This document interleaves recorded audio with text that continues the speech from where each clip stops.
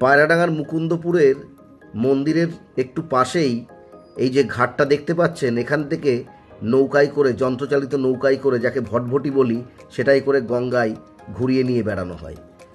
আমরাও একটু ঘুরলাম নৌকায়। আমরা মাঝি কাকা সহ 7 জন যাত্রী ছিলাম। এই যে লঞ্চটা দেখছেন, এই লঞ্চটা গঙ্গাবক্ষে বিভিন্ন পর্যটকদের ঘুরিয়ে নিয়ে বেড়ায়, সম্ভবত বহরমপুর থেকে আসছে। আমাদের দুজনের মাথায় হেলমেট অর্থাৎ শিরস্ত্রাণ, মুকুটের মতো এঁটে রয়েছে, ওগুলো রাখার জায়গা পাইনি, তাই ওগুলো মাথায় থেকে গেল। আমরা এখন গঙ্গাবক্ষে ভ্রমণে, সামনেতে নচেনা ভাই, ওই গলুইতেও একজন, আর আমরা দুজন এই গলুইতে। আর মাঝি কাকা দাঁড়িয়ে, এখানে জেলে দাদারা মাছ ধরছেন। গঙ্গায় অনেকগুলো জল প্রকল্পে আছে, পরিশুদ্ধ পাইপ লাইনে জল সরবরাহ করার প্রকল্প আছে।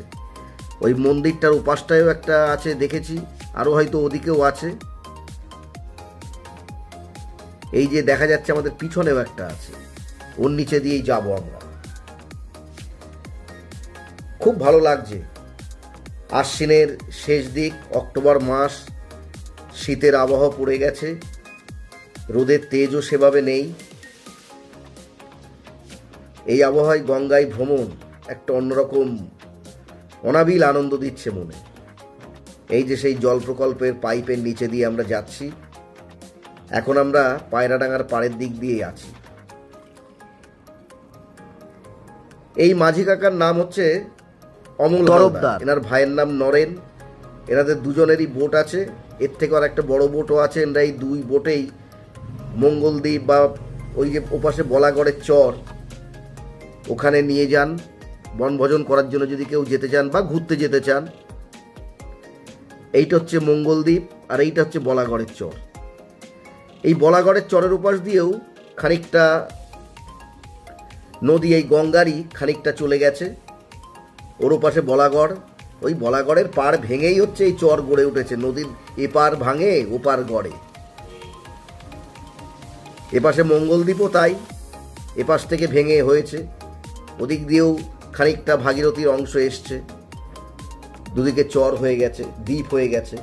আগে মঙ্গলদ্বীপে থাকার জায়গা ছিল না, এখন রাত্রিবাসও করা যায়। আমি 2-1টা চলচ্ছবিতে দেখেছি। আমাদের এই বোটটা 5 ঘোড়ার ইঞ্জিন, খুব ভালো লাগছে। আগে আমাদের যাওয়ার ইচ্ছা ছিল না, মাঝি কাকাই বললো যে চলো ঘুরিয়ে নিয়ে আসি, বেশি ভাড়া লাগবে না, ভাড়াও খুব কম, 30 টাকায়। ভালোই ঘুরলাম। এই যে মঙ্গলদ্বীপ, আর ওর ওপাশে হচ্ছে এই যে মাঝখান দিয়ে গঙ্গা, আর এই যে হচ্ছে বলাগড়ের চর। মঙ্গলদ্বীপের উপাসটায় চূর্ণী নদীর মোহনা আছে। নিজেদের বেশ একটা পর্যটক মনে হচ্ছিল। চূর্ণী নদীর মোহনায় আমি অনেক আগে গেছি, কিন্তু কোনো ছবি টবি আমার কাছে নেই। এবার যখন যাব একটা চলচ্ছবি করব।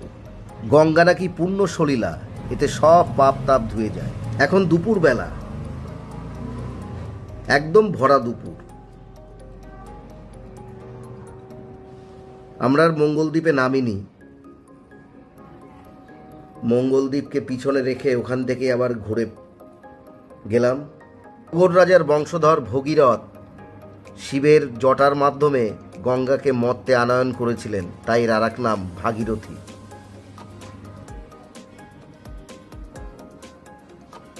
আস্তে আস্তে আমাদের নৌকা ঘুরে যাচ্ছে। এই মাঝি কাকাদের ফোন নাম্বারটা আমি দিয়ে দেব। আপনারা যদি কেউ যেতে চান ওনাদের সঙ্গে, তাহলে রাত 8টার পরে ফোন করে আগের থেকে যোগাযোগ করে নেবেন। ব্যবহার খুব ভালো। পুরাণ মতে কপিল মুনির অভিশাপে ভস্মীভূত সগর রাজার 60,000 সন্তান সেই গঙ্গার জলে আবার প্রাণ ফিরে পান।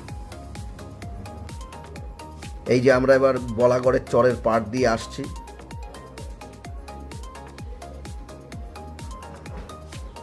এরপরে আবার গঙ্গা পার হয়ে সোজা ঘাটে চলে যাব।